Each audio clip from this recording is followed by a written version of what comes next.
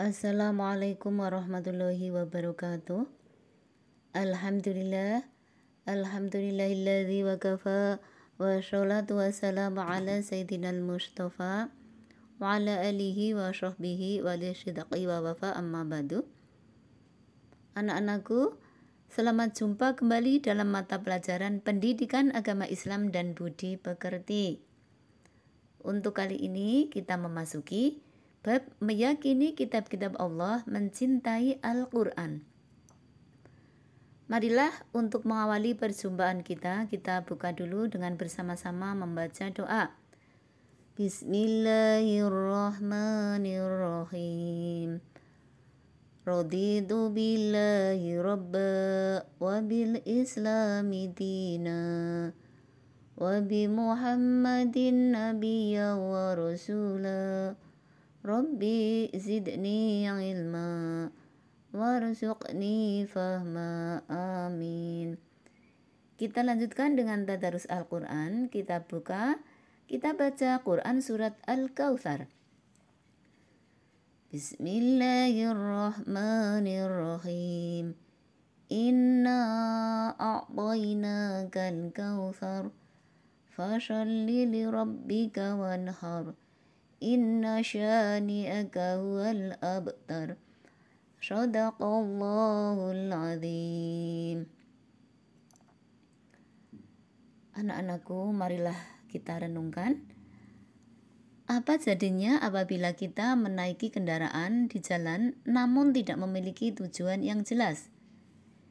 Kita hanya naik tapi tidak tahu kemana tujuannya.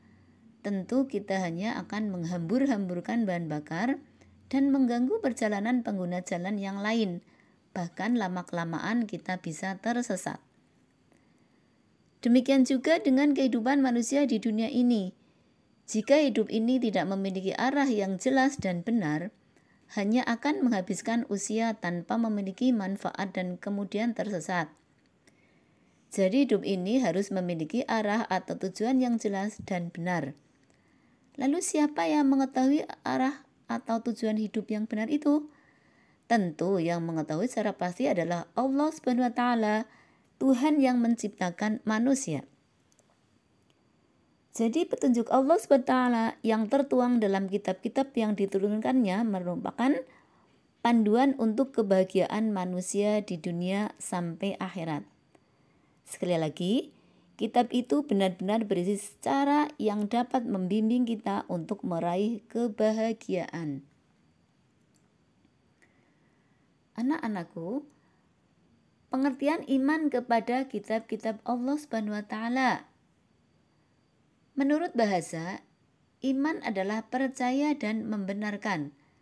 Sedangkan menurut istilah, iman adalah kepercayaan yang diyakini kebenarannya dalam hati, diucapkan dengan lisan dan diamalkan dengan amal perbuatan. Iman kepada kitab Allah Subhanahu wa Ta'ala berarti percaya dan yakin dengan sepenuh hati bahwa Allah Subhanahu wa Ta'ala telah menurunkan kitab-kitabnya kepada para rasulnya. Diturunkannya kitab-kitab Allah Subhanahu wa Ta'ala ini merupakan anugerah bagi manusia. Manusia dikaruniai akal dan pikiran sehingga dapat mengkaji ilmu pengetahuan yang ada di dalamnya. Kitab-kitab Allah Subhanahu wa Ta'ala tersebut juga dapat memberi jalan keluar terhadap setiap masalah dan kesulitan yang dihadapi oleh manusia. Dengan adanya kitab-kitab Allah Subhanahu wa Ta'ala ini, manusia dapat membedakan mana yang benar atau hak dan mana yang salah atau batil, mana yang bermanfaat dan mana yang mengandung mudarat atau keburukan. Hal ini diterangkan oleh Allah Subhanahu wa Ta'ala dalam Al-Quran, Quran surat Al-Maidah ayat 16. A'udzu billahi minasyaitonir rajim. Bismillahirrahmanirrahim. Yahdi bihillahu manittaba'a ridwanahu subulas salami wa yukhrijuhum minadh-dhulumati ilan nur. minadh-dhulumati ilan nuri bi'idnihi wa yahdihim ila syiratim mustaqim.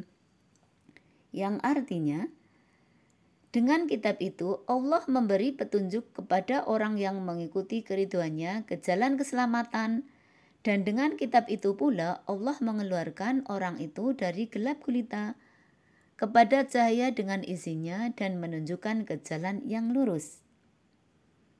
Anak-anakku, ada 4 kitab yang diturunkan oleh Allah Subhanahu wa Ta'ala ke dunia ini. Allah Subhanahu wa Ta'ala juga memberikan nama-nama untuk kitab-kitabnya tersebut secara berurutan mulai dari yang pertama kali diturunkan hingga saat ini. Nama-nama kitab Allah dan Rasul penerimanya. 1. Kitab Taurat. Kitab Taurat diwahyukan kepada Nabi Musa alaihissalam pada abad ke-12 sebelum Masehi. Nama Taurat berarti hukum atau syariat.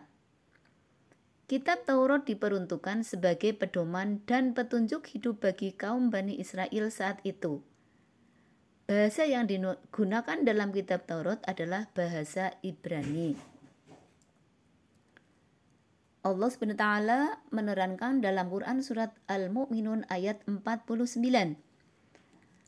A'udzu billahi minasyaitonir rajim. Walaqad atayna Musal kitaba la'allahum yahtadun. Yang artinya, dan sungguh telah kami anugerahi kepada Musa kitab Taurat agar mereka Bani Israel mendapat petunjuk. Adapun pokok ajaran kitab Taurat itu ada 10 yang sering dikenal dengan istilah The Ten Commandments. 1. Perintah untuk mengesahkan Allah. 2. Larangan menyembah patung atau berhala. 3. Larangan menyebut Allah dengan sia-sia. 4. Perintah menyucikan hari Sabtu. 5. Perintah menghormati orang tua. 6. Larangan membunuh sesama manusia. 7. Larangan berbuat zina. 8. Larangan mencuri. 9. Larangan menjadi saksi palsu. Dan yang ke-10, larangan berkeinginan memiliki hak orang lain. Untuk yang kedua adalah kitab Zabur. Kitab Zabur diturunkan Allah SWT kepada Nabi Daud alaihissalam untuk bangsa Bani Israel. Kitab Zabur diturunkan pada abad sebelum Masehi di daerah Yerusalem. Kitab Zabur ditulis dengan bahasa Qibti. Firman Allah SWT dalam Quran surat Al-Isra ayat 55. A'udzu billahi minasyaitonir rajim. Wa rabbuka a'lamu biman fis samawati wal ard. Wa laqad faddalna ba'dan nabiyyina 'ala ba'din wa atayna Dawuda zabura. Yang artinya, dan Tuhanmu lebih mengetahui siapa yang di langit dan di bumi. Dan sungguh kami telah memberikan kelebihan kepada sebagian nabi-nabi atas sebagian yang lain. Dan kami berikan Zabur kepada Daud. Quran surat Al-Isra ayat 55. Anak-anakku, kitab yang ketiga adalah kitab Injil. Kitab Injil ini diturunkan kepada Nabi Isa alaihissalam pada permulaan abad 1 Masehi. Kitab Injil diwahyukan di daerah Yerusalem. Kitab ini sebagai petunjuk bagi kaum Nasrani. Firman Allah dalam Quran surat Maryam ayat 30. A'udzu billahi minasyaitonir rajim. Qala inni abdullah ataniyal kitaba wa ja'alani nabiyya. Artinya, dia Isa berkata, sesungguhnya aku hamba Allah, Dia memberiku kitab Injil dan dia menjadikan aku seorang nabi. Adapun isi kitab Injil: 1. Perintah untuk kembali mengesahkan Allah. 2. Membenarkan keberadaan kitab Taurat. 3. Menghapus beberapa hukum dalam kitab Taurat yang tidak lagi sesuai dengan perkembangan zaman. 4.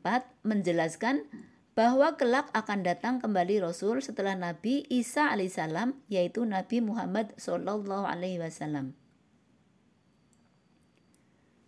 Kita lanjutkan, yang keempat adalah Kitab Al-Quran. Kitab Al-Quran diturunkan pada abad ke-7 Masehi. Kitab Al-Quran merupakan kitab yang diturunkan kepada Nabi dan Rasul yang terakhir, yaitu Nabi Muhammad SAW. Kitab Al-Quran sebagai penyempurna dan membenarkan kitab-kitab sebelumnya. Allah Subhanahu wa taala berfirman dalam Quran surat Ali Imran ayat yang ketiga. A'udzu billahi minasyaitonir rajim. Nazzala 'alaikal kitaba bil haqqi musaddiqan lima baina yadayhi wa anzalat taurata wal injil. Artinya, Dia menurunkan kitab Al-Quran kepadamu Muhammad yang mengandung kebenaran, membenarkan kitab-kitab sebelumnya, dan menurunkan Taurat dan Injil. Adapun pokok-pokok ajaran Al-Quran: 1. Akidah atau keyakinan, yaitu hal-hal yang berkaitan dengan keyakinan seperti mengesahkan Allah SWT, meyakini malaikat-malaikatnya. 2. Akhlak atau budi pekerti, yaitu berkaitan dengan pembinaan akhlak mulia dan menghindari akhlak tercela. 3. Ibadah, yakni yang berkaitan dengan tata cara beribadah seperti sholat, zakat, dan ibadah lainnya. 4. Muamalah, yakni berkaitan dengan tata cara berhubungan dengan sesama manusia. 5. Tarikh atau sejarah, yakni kisah orang-orang dan umat terdahulu. Nah, anak-anakku, demikianlah materi kali ini. Agar kalian lebih memahami materi kali ini ada beberapa pertanyaan. Silahkan kalian kerjakan dalam buku tugas kalian. 1. Jelaskan pengertian iman kepada Allah Subhanahu wa taala. 2. Sebutkan 4 kitab yang diturunkan Allah Subhanahu wa taala beserta Rasul penerimanya. 3. Tulislah ayat dalam Al-Quran beserta artinya yang menjelaskan bahwa Nabi Musa alaihissalam menerima kitab suci Taurat. 4. Sebutkan pokok-pokok ajaran kitab suci Al-Quran. Nah, anak-anakku, demikianlah materi untuk kita pada hari ini. Mudah-mudahan ada manfaatnya. Segala kekurangan, kesalahan mohon maaf yang sebesar-besarnya. Wassalamualaikum warahmatullahi wabarakatuh.